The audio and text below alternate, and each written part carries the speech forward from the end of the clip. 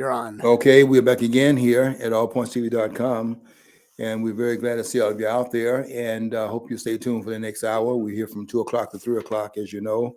If you don't know, we're willing to tell you, and we're here for the next hour on Mondays, 2 o'clock to 3 o'clock, and we see all the lights up and running, and we see our technicians all in their positions. And I was telling them that the sound and the mic is very live. If I sneeze, it will probably blow the window over there out. So I just am amazed at how the technicians come in and they make sure everything is ready to go at the appropriate time. So we can't do it without you. And if you're not there to pay attention to the show, there's no sense in us being here. And we definitely appreciate our audience. And I want to thank you, Rumble, for staying with us. You're one of the real soldiers out there, because a lot of the networks that once carried the program have abdicated, abdicated their involvement, have just simply, cut us off.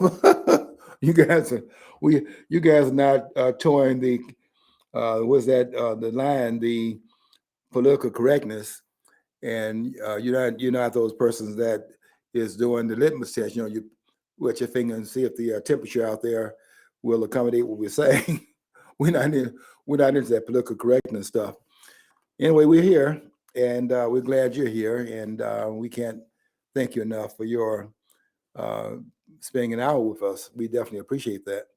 See, what I know is you could be doing a lot of things with your time, and we definitely don't want to impose on your time. I'm glad you're here. What I want to do, there's so much going on in the world right now, and it's very hard to come to the studio and quantify what you want to talk about, because there's so many different topics that are exploding right now, and we are at a very critical time in our history. I think we are at the crossroads, and we've got some real choices to make in the next election. November the 8th is going to be a critical moment as we look back at this time period in history. I think we're going to see this as a critical moment where we have got to make some decisions, and we got to get it right.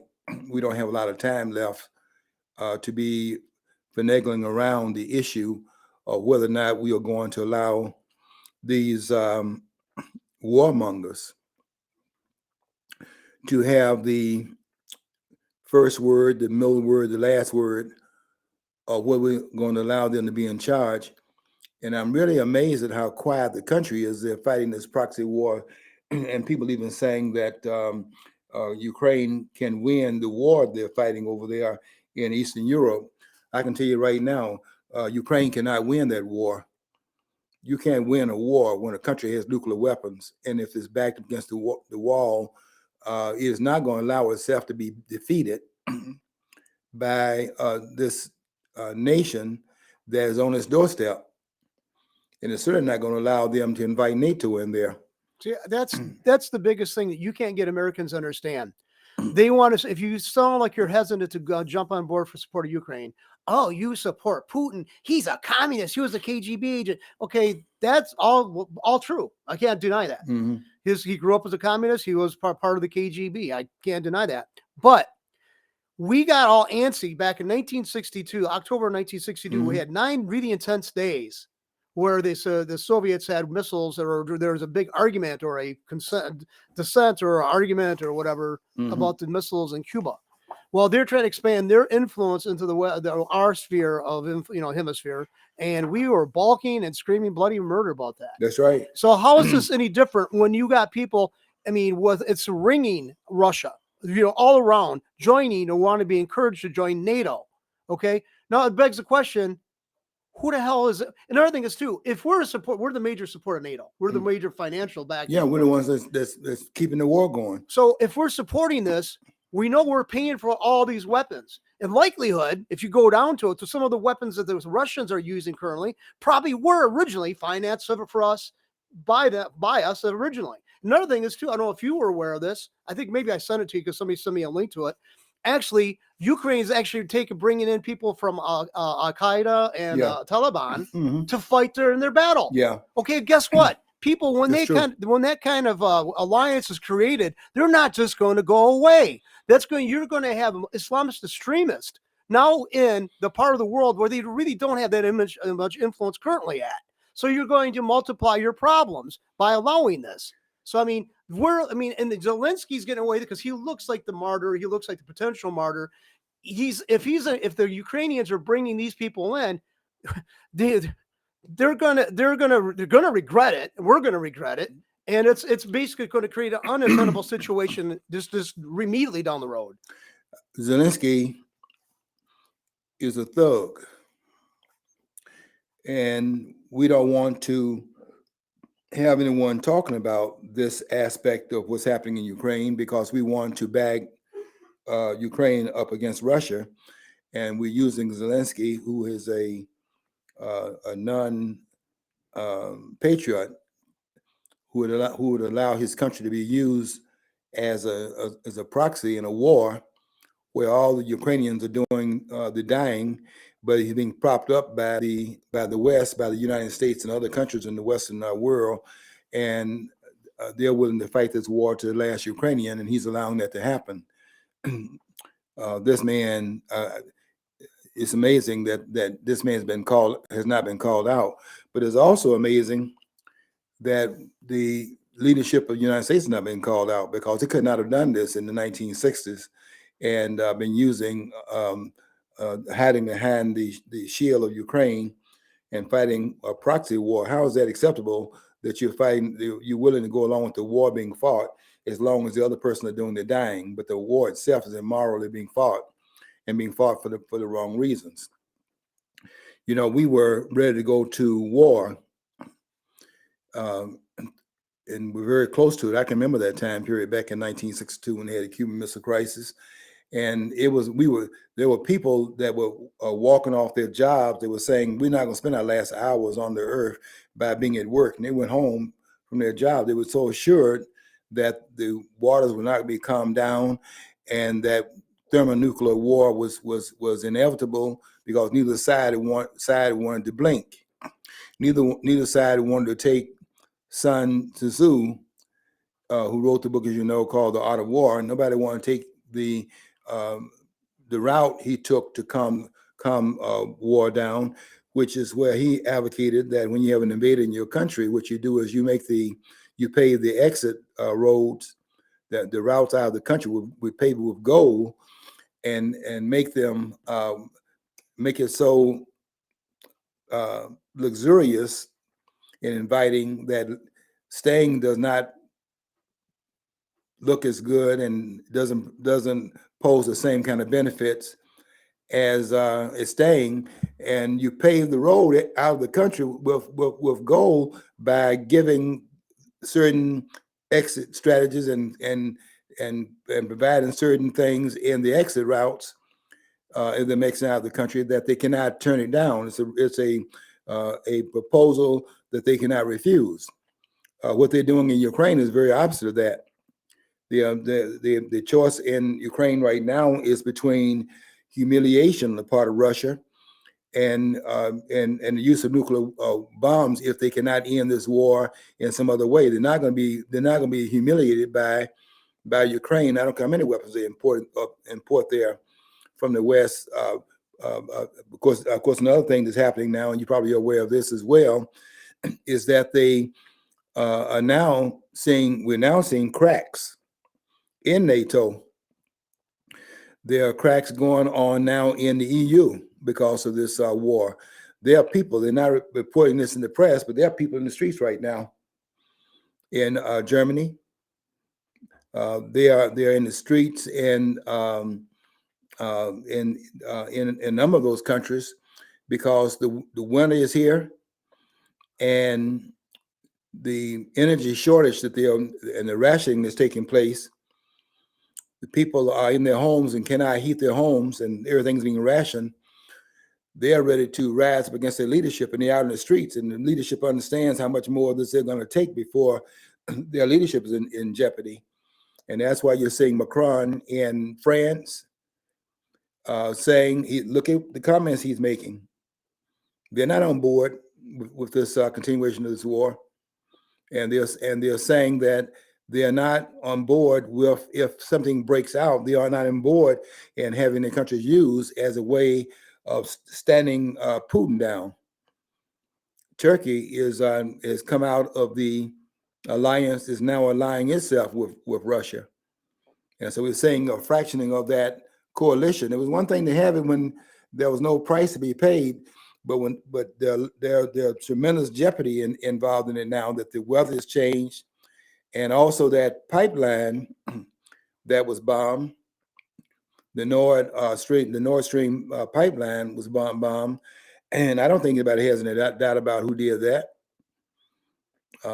Sweden did it. You might be aware here. Sweden did a national investigation of that bombing, and then once they came away with their conclusion of what had occurred, it's interesting to me that they would say that they're not going to publicize what their results were.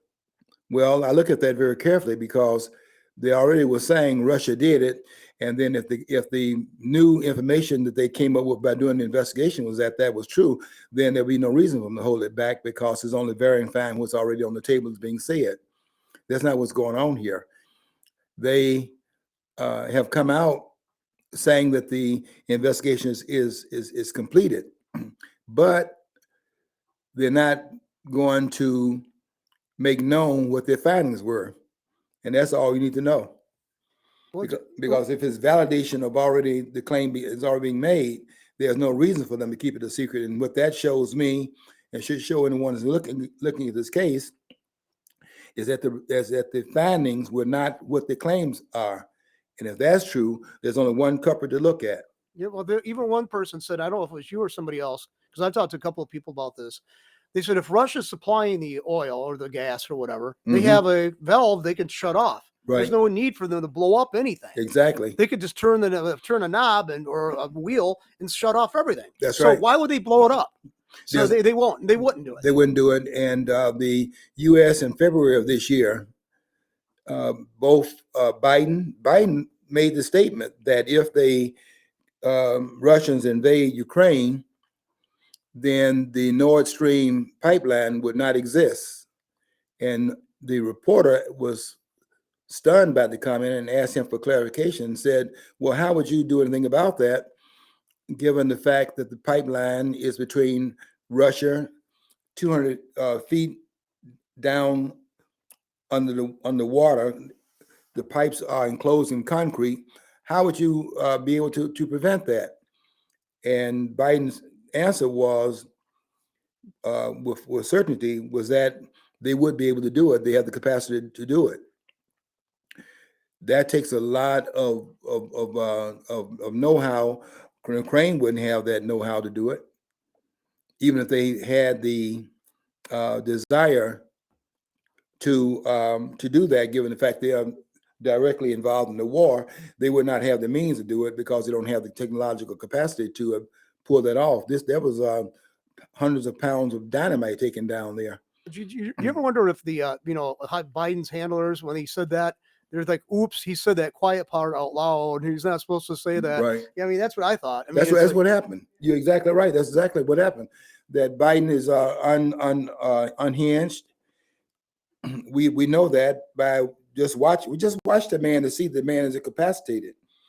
And if the 25th Amendment ever meant anything, rather than all this made up stuff, a person being incapacitated because you disagree with their politics, as was the case with Donald Trump, this man is really impaired, and everybody knows it. Not only in this country here, everybody around the world knows it. Do you know the Soviets did that? The Democratic Party seems to be becoming more and more like the communists, because they would, after a while, instead of just rounding up people secretly, clandestinely, who disagree with the politicians and disappear overnight, they would put them in mental institutions, try and make them sound like they're being humane, because these people are disagree with the state, and they obviously got to be mentally ill if they disagree with the state. Well, I could say they're crazy because they know the heat to come down, but not that kind of crazy. I think they might just be decent human beings who don't want to go along with the program. But see, that's what the left, they always use, they weaponize psychiatric, it's an industry. Yeah. I really doubt if a lot of it's valid.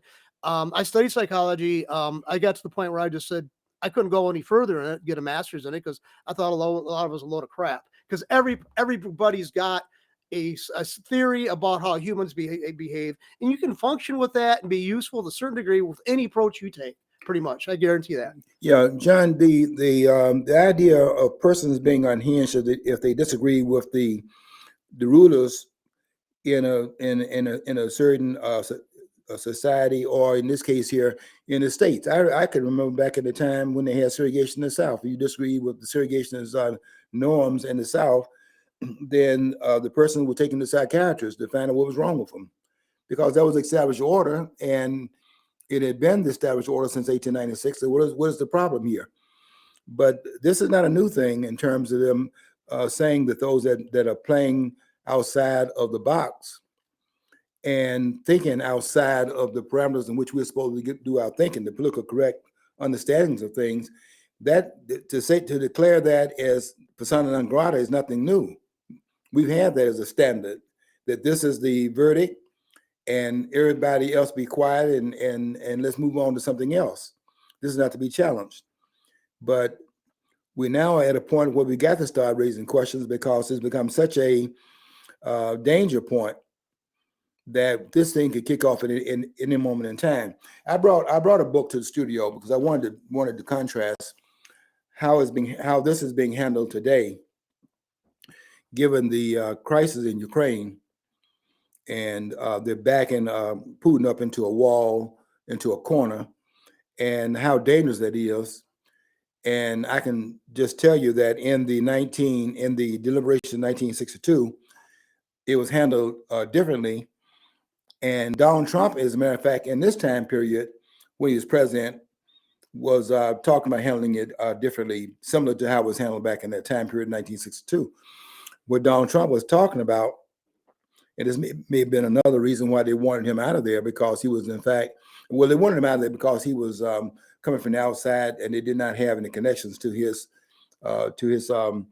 administration. They were not directly tied into it, and therefore not a controlling member of it, and he was therefore dangerous to the power interests that were already in place, by the way, and had already determined that they were going to be the successor to that Hillary Clinton was going to be the successor to Barack Obama, and they had plans in place to finish the assault, I would call it an assault, the assault on the country by simply passing the baton from the Obama administration and passing it down to Hillary Clinton. It's going to be a third term of Obama. And that was all in the mix and all planned. But a strange thing happened on the way to the bank. And the same thing happened that happened when they expected Richard Nixon to succeed Dwight D. Eisenhower in 1960. They had plans in place to not only quarantine Cuba, but to invade Cuba and overthrow Castro. And that was all well and good and all in the mix and plan. But a funny thing happened on the way to the bank in that case too, and that was Richard Nixon did not win Richard Nixon won the president, but was not awarded the office. You win it. You don't act like we're surprised here that we have a phenomenon in this country, but it does not happen here, but it happens everywhere else, where everything is hunky dory smooth and above board, and our politics appear in this country, but everywhere else it happens where a person in power will abdicate from the power if, in fact, you throw them out through a decisive voting, that they'll just simply leave because they lost, and that's the way that's the way it is here. But in the rest of the world, if they lose, they're willing to go. They're not willing to go quietly, but they're willing to go quietly here. And I've counted where they're not going quietly here on 10 different occasions where we've had coup d'etats in this country we don't want to recognize. But I've counted 10 of them, starting really with the second administration, the third election that we've had in this country. You know, you can go look at the Adams re-election bid in 1800 and see what happened there. Of course, there was no problem under the great George Washington, who I keep saying this because I don't think that persons have understood this. George Washington is the single greatest president this country's had, and he could be a great president because of the unanimity of the support he had at the time of his presidency. That meant that was a great time period for this country. And I would say this also, it was so great a time period for the country that this country's been living off the fumes of it all these years down through the years up into the modern time period. And don't forget here that the president of the president serving 2 terms was not codified in law. It was such a institutional idea set up in a 20-year time period of 1776 to 1796, which would be the terms of the revolution being declared through the Declaration of Independence. And the 2 terms of Washington, we stepped down after 2 terms was over. And that 20-year period of time, that generation of the country having its quote unquote its stuff in order, that the ideas that were situated in that time period were so powerful that the fumes of it was so strong that even the fumes was able to keep this country intact. Up until 1940, nobody even dared to vote a 3rd term for a president until Roosevelt did it in 1940. And then in 1940, of course, the president has been brokered. And now you need the law to do what had not been codified into law all those years. That's how strong it was in terms of how the founding fathers put up a system, and the protocols were so powerfully in place here, it could not be violated because of the precedent of it. And that's what, and if you listen to the historians carefully, you'll hear them talking about the founding fathers did this. Well, yeah, they did that, and but they don't make the other part of the conclusion. That's what made the country great in that time period. The country beyond that point has been very mediocre. The country's been like all the other countries beyond that. The greatness of the country is in its founding documents, its founding propositions, and its founding members at that Constitutional Convention. That's the greatness right there. And if we forget that and lose sight of that and then don't hold on to it, then this country goes the way of the other countries that have stood up as to set up with the idea of being a Republican form of government. The reason why they've gone out of business and gone out of existence is because people have forgotten that that is the ongoing intent, and it has to be worked on so that every generation can continue to preserve it, because if it's lost in one generation, then that's over with. If we forget the framers, then this thing is no longer operative, is what I'm saying. Well, it went really off the rails in the era of FDR because Yeah, they created a very much situation so. where we had to save the world. So we were willing to sacrifice a generation of our people and put ourselves in great sacrifice to do this. Okay, and I always thought it was ironic because I was looking at my childhood. My family came here from other countries, primarily, in the 1900s. My mom's family is from Hungary. We left Europe because the situation was so bad for us. We could never make it probably good life there, right? So we left. But then within 20 some years after being here, we were convinced we had to go back and save the homeland, even though that homeland or those people over there in England, whatever, had not treated our ancestors too damn well. But we have to go back there to save it from themselves. I mean, I am a person, I've gotten people angry, but I don't think we should have been involved in the First World War. And because we did support the things in the First World War, it created the conditions that led to the Second World War. And every time we do these interventions, we're willing to sacrifice our kids, our generation of people, to fight European conflicts. I don't understand that. Your position of World War I and World War II is the same position as the country had. They want to talk about them being isolationists. What they were non-interventionists, and we didn't get involved. World War I started in 1914. We didn't get involved in that war. I mean, directly involved in it. We were doing some things in terms of cash and carry and this kind of thing.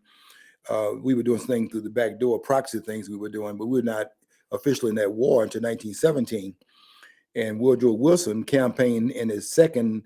In his re-election in 1916, Woodrow Wilson campaigned upon he kept us out of war. Now, at that time, the inauguration of the president was on March the 4th.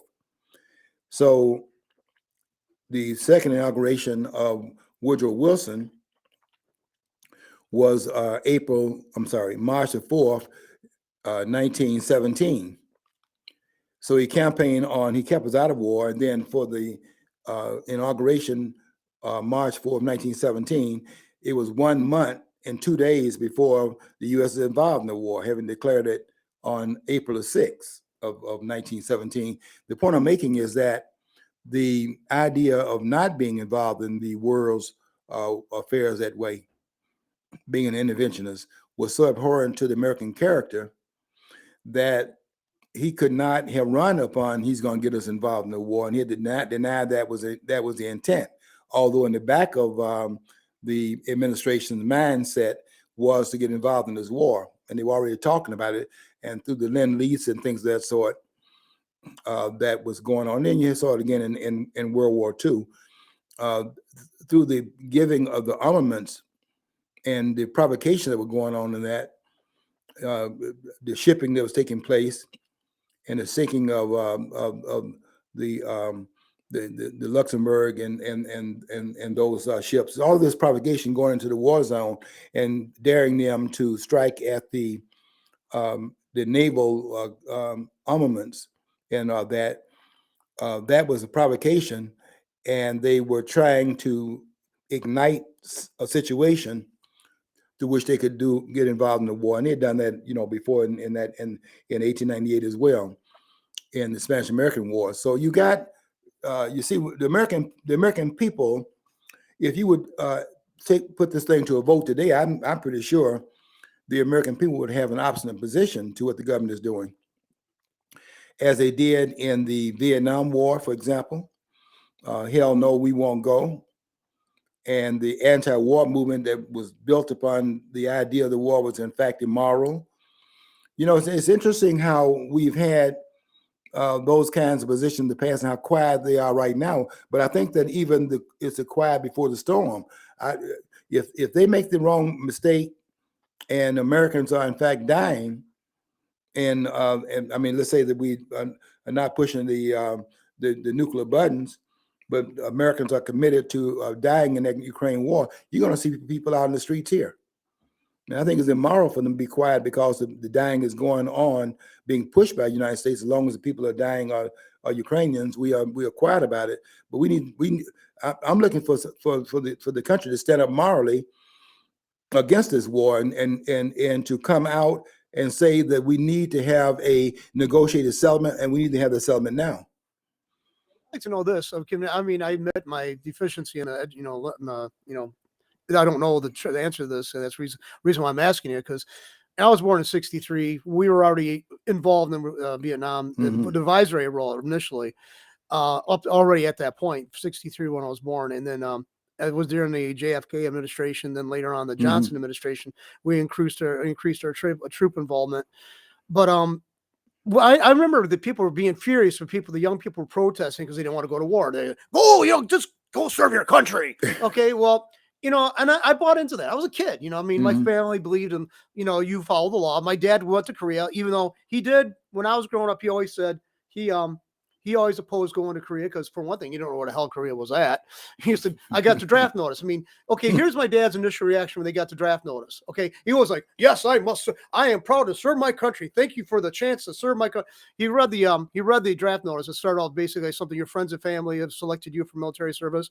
So he put the envelope, put the letter down. He went over to the wall where there's the rifle and shotgun that the family owned, and he started reaching for the shotgun. The grandfather said, what are you going to do? He goes, I'm going to take care of my friends and neighbors. So that was this is my dad's own account of his response. Yeah. So, I mean, I was always questioning the war, and he never said too much about Vietnam. He said, well, I think they got to go because there's a law, but that's the only reason, because there's a law.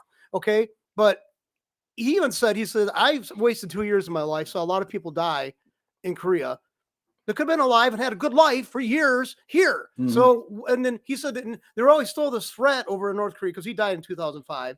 And it wasn't, Kim Jong-un or whatever his name wasn't really in the news at that point. But I mean, he said we wasted so much there, and we rebuilt that country and poured money into this country.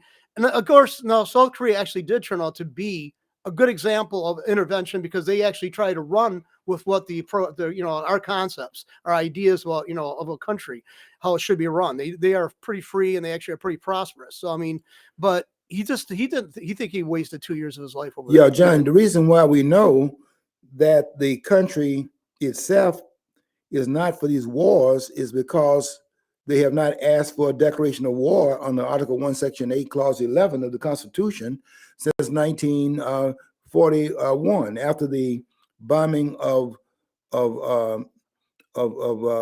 Pearl Harbor, December the 7th of 1941. We have not had a declaration of war. It does not mean we have not been fighting wars, but it means that no politician dares be on the record as having voted to take this country to war. You know, reason why though? Because it's not because they're humanitarians. It's because there's so much of an impact on the business communities with that. Especially that's part of it too.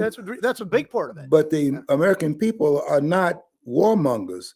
It does not mean the leadership has not been there, but they got to watch out. Look at what Wilson did in World War One. Wilson had to walk on the eggshells in terms of he had an inclination with the backdoor dealings he was involved in, making the world safe for democracy, as he said. He was itching to get the U.S. involved in that war, but what the stopgap there in that whole mix of this emotionalism that was going on behind closed doors, they were trying to get the U.S. position into that war. But the American people were so strongly in opposition to it, he knew that it would take a provocation in order to win the American people over. He dared not campaign on it and was bragging about he kept us out of war because he knew that's what the sentiment of the country was. I bet you if you take a test of it right now and ask the American people if they're willing to commit American troops in Ukraine, you would get 99.9% of the American people not wanting to commit troops over there. Does not mean they're not over there on the ground, but they're not going to declare that before the American people.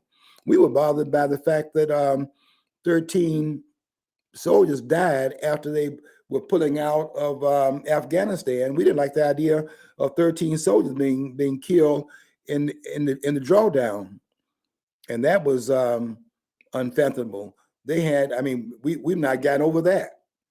But Americans are not. The country is not made of.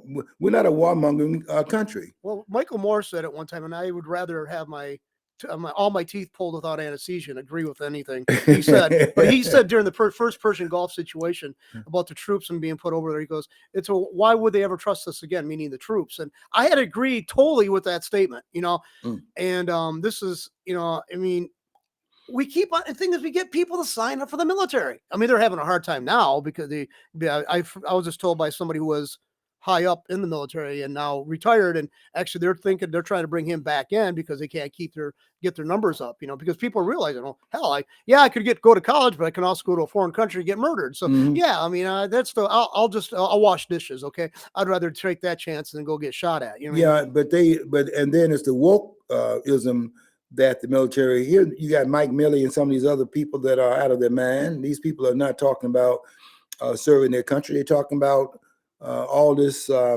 woke stuff that has nothing to do with the military being prepared to fight and defend the country.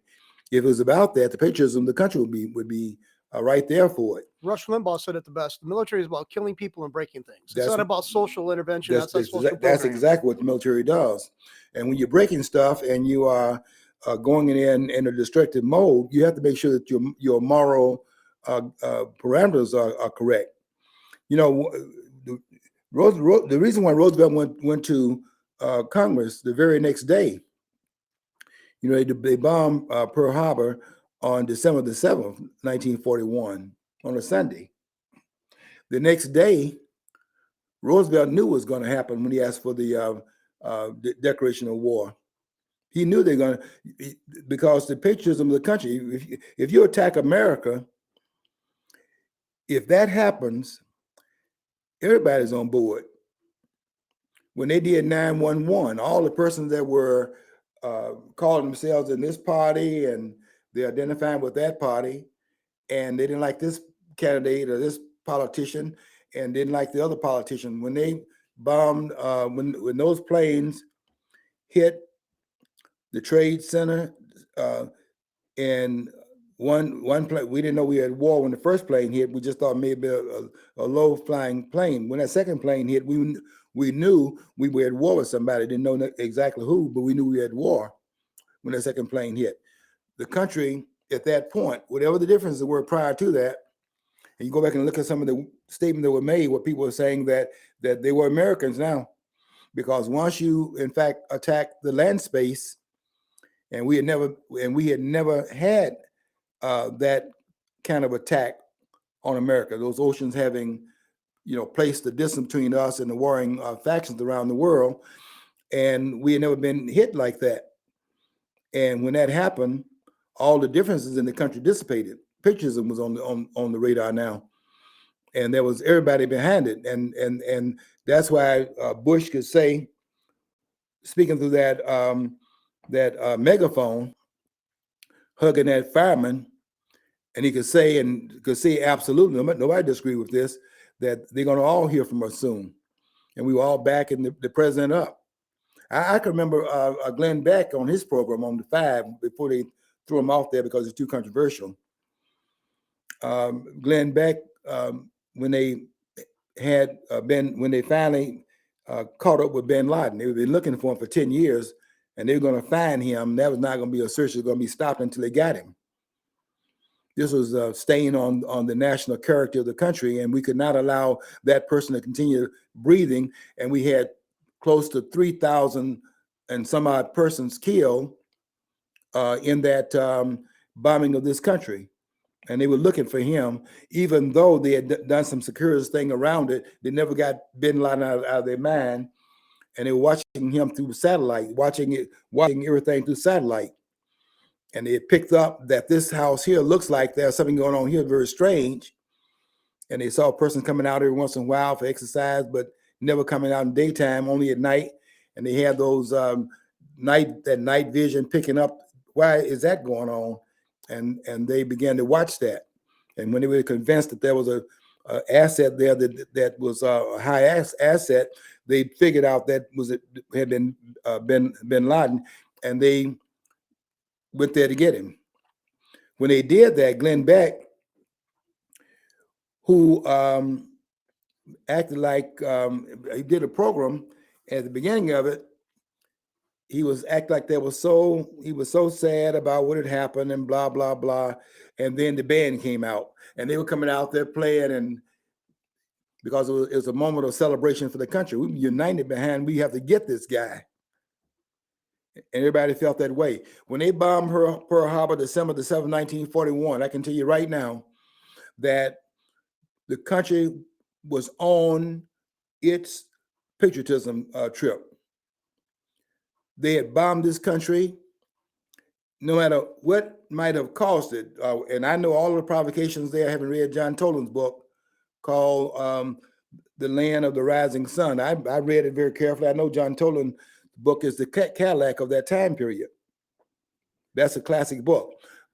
The documents he shares in there about what really went on there and the provocation that went on, all that was forgotten. When they bombed the country, when Pearl Harbor was bombed, and Americans had died in that what Roosevelt says is an attack that would live in infamy. We still think about Pearl Harbor today. This is how many years later? We still know about Pearl. There's nobody that does not know. I'm gonna say nobody. I'm saying the numbers will be small that have not heard about Pearl Harbor. It's still in the consciousness of American people.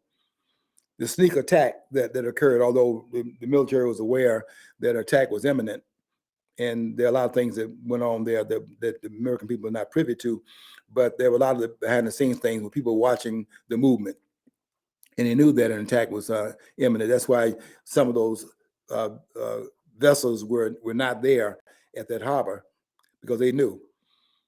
And but then the larger question was, everything else is suspended. The attack had occurred, and the nitpicking that would have occurred as you go through what were the provocation that may have led up to that. That is no longer an issue. They had attacked the country. The country is now want to defend itself. The patriotism at a peak at that point, and that would be the case today. But we're not being attacked right now, and that's why they don't dare come to Congress, and Congress will not approve it anyway, to send Americans over to Ukraine to die. Does not mean there are some people not over there on the ground that's actually fighting from the United States. They are boots on the ground over there from the United States, but they're not going to declare that before the American people because it would be so unpopular, and that would bring them out to the streets here. But December the 8th, Roosevelt knew that he can go before the Congress and ask the Congress to declare war against Japan, and that's where the war was declared. It wasn't a declared war against Germany. Germany, being allied with Japan, would have declared war, and then of course we reciprocated the declaration when they declared war on us. We were reciprocating the declaration against them. But the declaration of war on December the 8th was to declare war against the country that had bombed this country at Pearl Harbor, and we were not going to take anybody to hit us, and we don't hit them back. Now that's one thing to do that prior to what happened in August the 6th, 1945 at Hiroshima, and 3 days later, August the 9th, Nagasaki. Is one thing in that non-nuclear age. It became nuclear age when we used those bombs on two different occasions, but we're not at that time now. We're not a nuclear age, and I think that a steady hand, which was a hand, quite frankly, on the trigger under Donald Trump. Donald Trump had a steady hand. He had a firm hand, but Donald Trump understood the stakes. I put a tape of Donald Trump.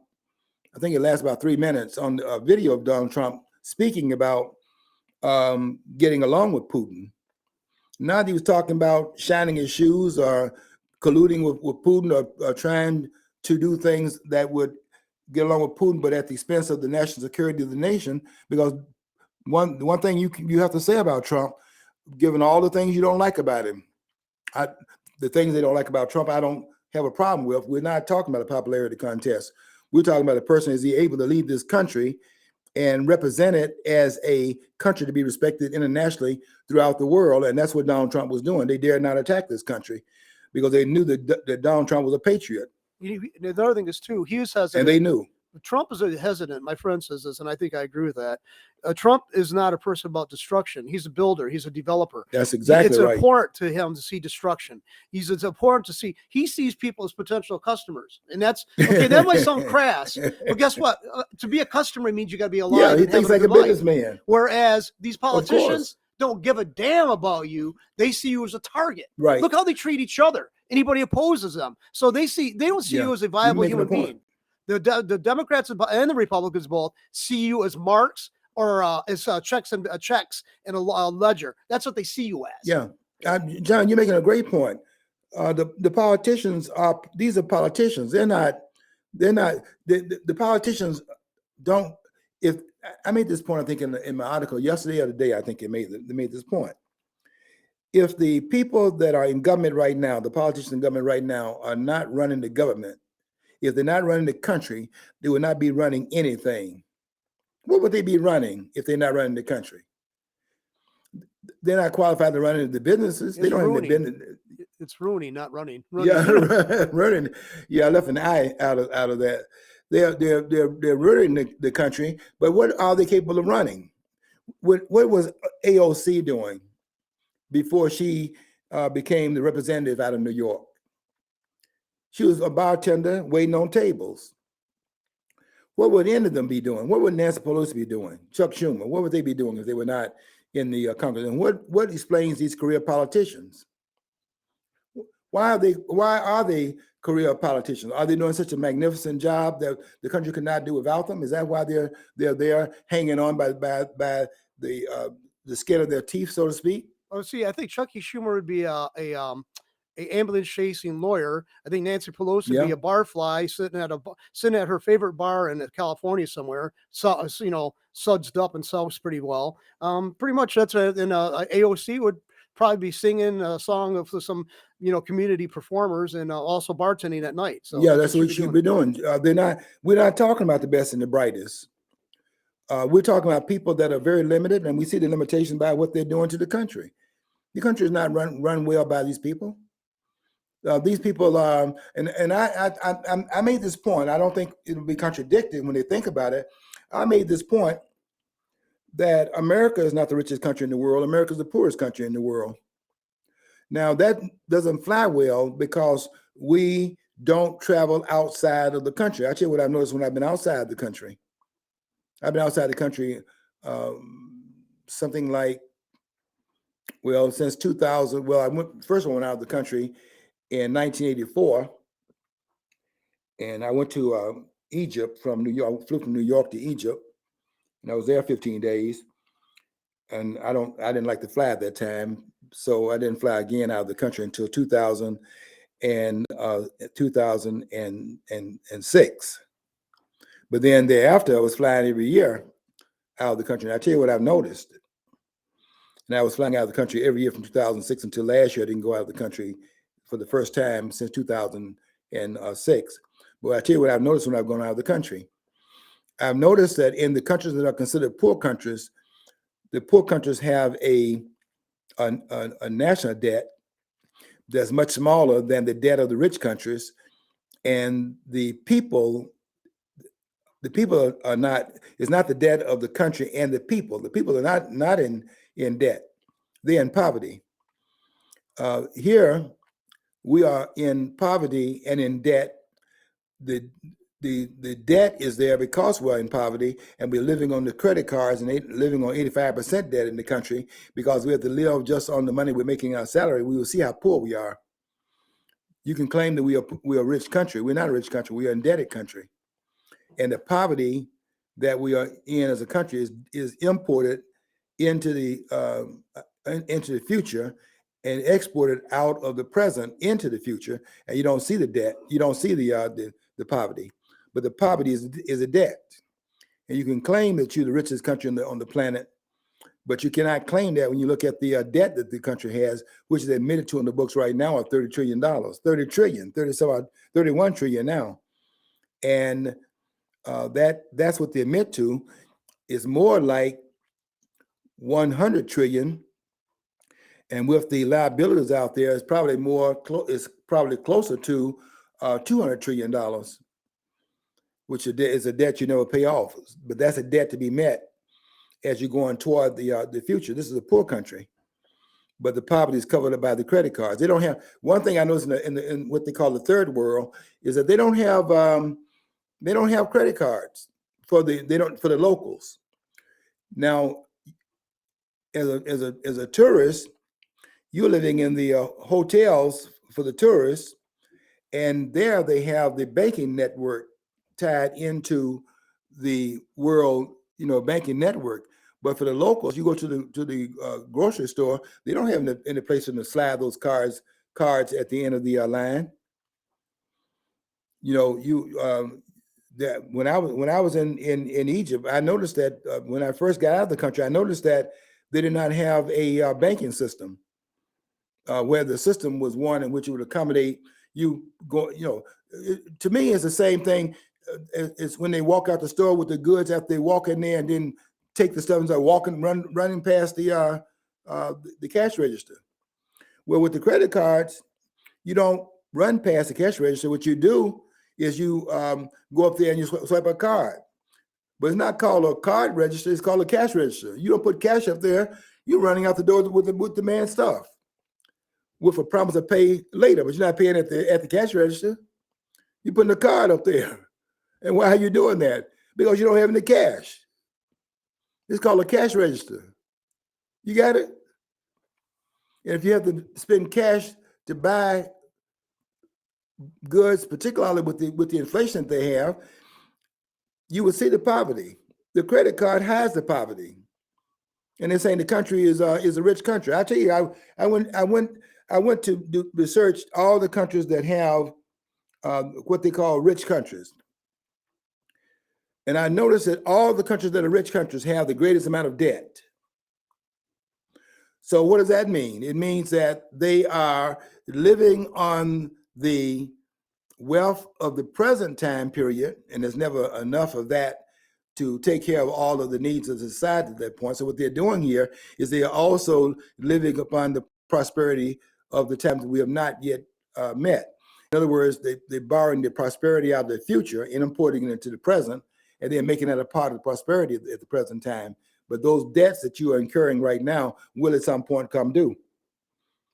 And when that happens, there are a number of threatening signs that are going on right now, and that is that the country is pushing countries up into alliance with each other, Russia and China, for example, and Iran, some other nations. You see Turkey coming out of the coalition.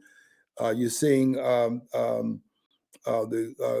Hungary coming out of that coalition.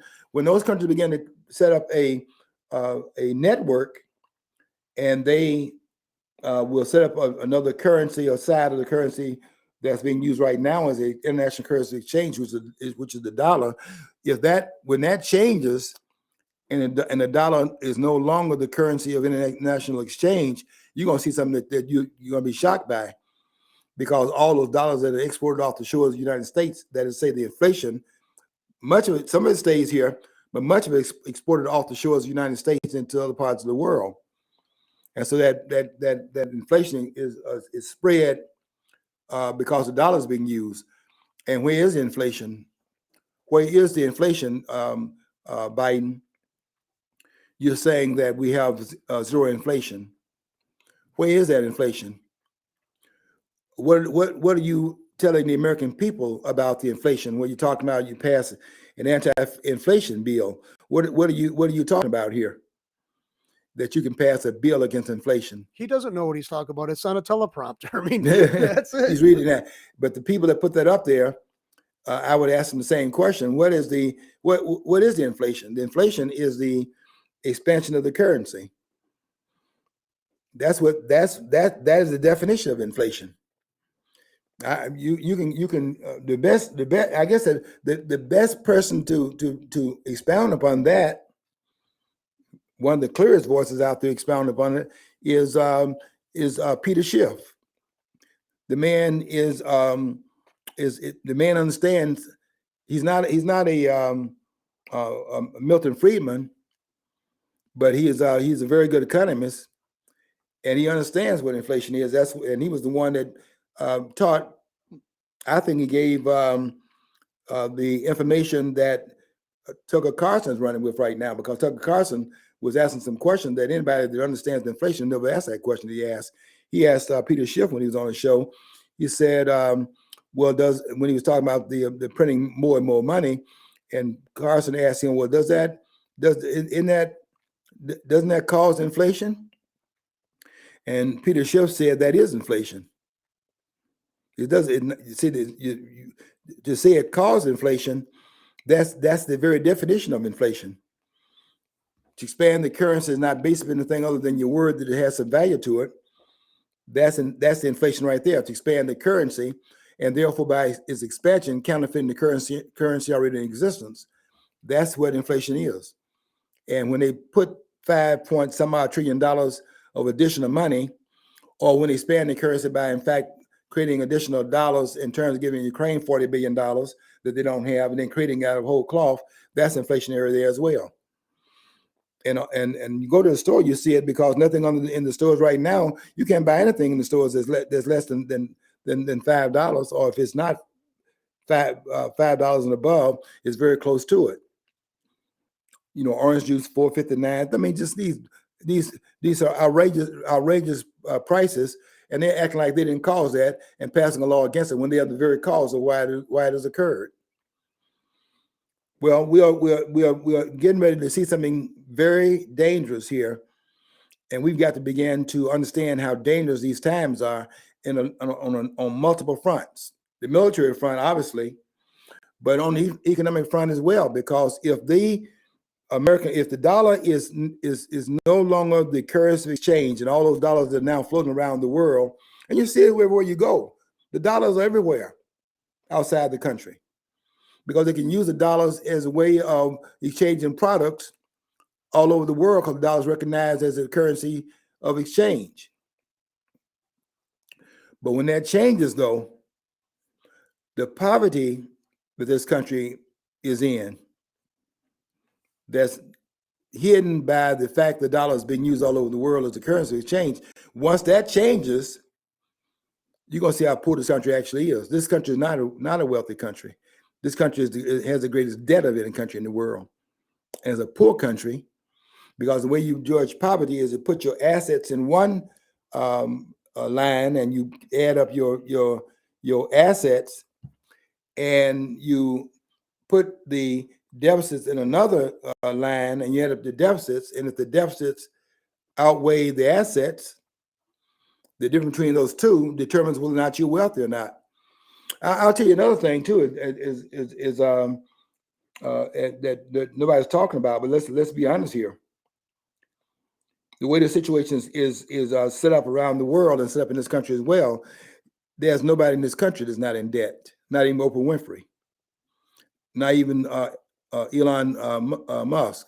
And you hear Biden talk. You hear Trump talking about it, when Trump says, and he's kind of bragging about it, he says that he built a great country, a great company, and they have low debt. Well, he's a billionaire. Probably got about $3 billion. I don't think it's 10. I think it's probably close to $3 billion. He's a billionaire. Built a great company, as he said.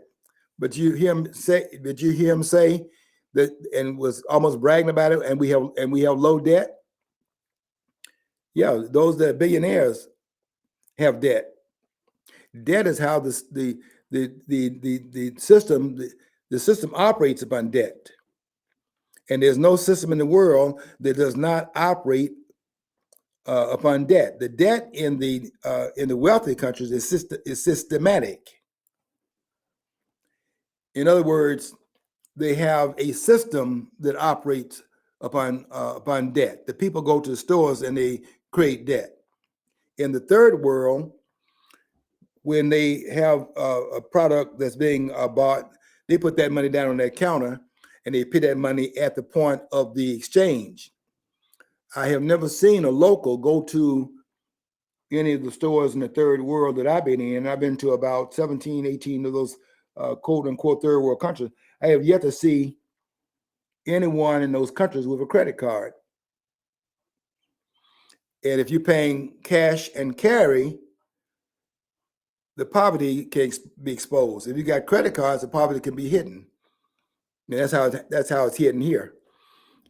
I ask them at the store sometimes, how many persons come through here using credit cards? Well, 80%, 80 some odd percent. So we got to understand where we are right now is the bottom line.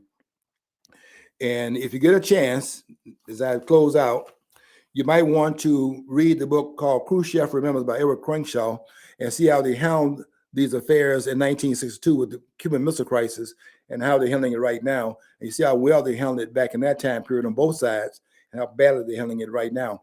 And we got to ask for better by our leaders. Okay, I got to get out of here again. Didn't cover everything I wanted to cover, but we'll cover it next week. Until next week, I want you to follow your dream. If you don't follow your dream, you'll never know what's on the other side of the rainbow.